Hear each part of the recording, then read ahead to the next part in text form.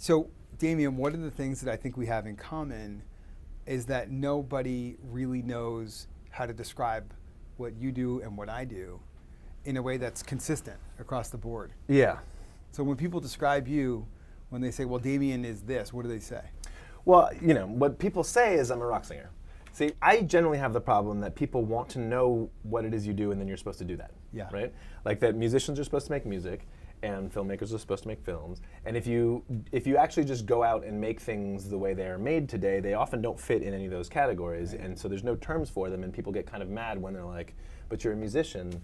That's the thing. So, I mean, we're not here to talk about millennials because I think people are just sick of talking about millennials, especially the people who go If to you work Cannes. at Viacom, and if you work at Cannes, you're probably sick of talking about it or hearing about it. But I will say this, like, as millennials flood our workforce, they come in not believing that they play one position, right? It's like, I'm not a second baseman or a shortstop, I'm an athlete. Because I grew up learning how to do all these things. So don't call me like this thing. I'm actually a lot of things. Which I think is a super productive way to work. It's very hard to structure a company based on that. It is. It can be schizophrenic, I think, to try and manage it too. So how do you describe what you do? The group that I run, which is called Scratch, is largely an effort to use the superpowers of this awesome media company, Viacom, in new ways. What we're doing is sort of opening up the API and unlocking so much of the value that we've really kept to ourselves for a long time, right? So we're enabling brands, artists, partners to work with us in ways they haven't been able to before, which is really exciting, right? So yes, we offer amazing reach and connection to especially young people all around the world. Yeah.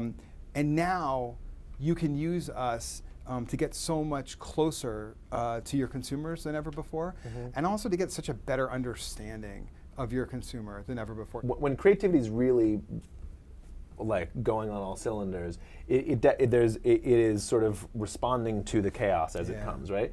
And I feel like your company, Scratch, it sounds like that's sort of your business model too. It's built to respond. It's built to respond to the needs of our consumers, of our own company, and of our partners. When I feel most creative, it generally feels a little bit like free fall.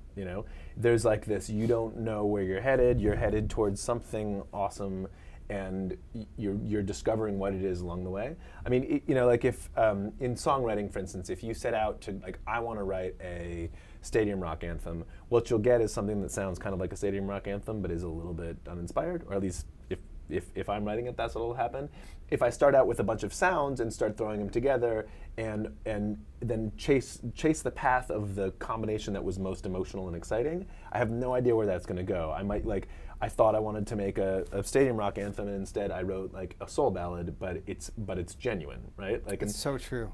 It's like a pitcher never throws a strike if he's aiming. Do you have a definition of creativity? Do you know what is creativity?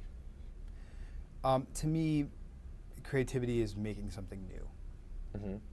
And it really is broad as that. And so it's a little bit tough and incompatible sometimes with the business objective of a marketer. Yeah, to me, it's the hunger to make something new. Because creativity leads, like, at least in my experience, like what you have to plan on is, I'm going to go out 10 directions and like sonar, some things are going to bounce back. And then from each of those, I'm going to go out 10 directions, and some things are going to bounce back. And then you're going to wind up somewhere really genuinely new. But it's the creativity is actually the sending of all those things out. But there's something, when it comes to marketing, there's a little bit of a different challenge. And I think Cannes has become a place that celebrates people who are taking these kinds of risks. Like last year at Cannes, you win like 7 lions, and I think 3 of them were gold lions.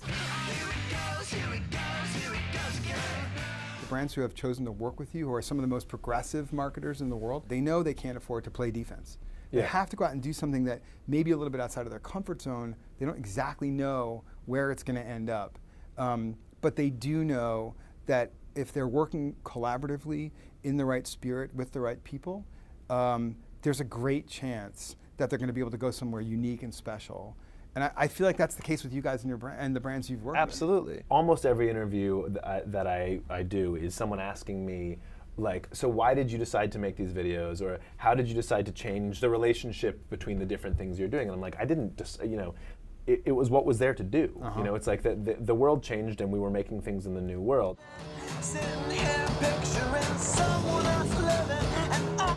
I think what we have just naturally, very organically found ourselves in the middle of is our own excitement about the creative challenge for driving business, like how you can use awesome creativity to drive revenue. At our best, our networks become much more than TV channels, just like you're much more than a band.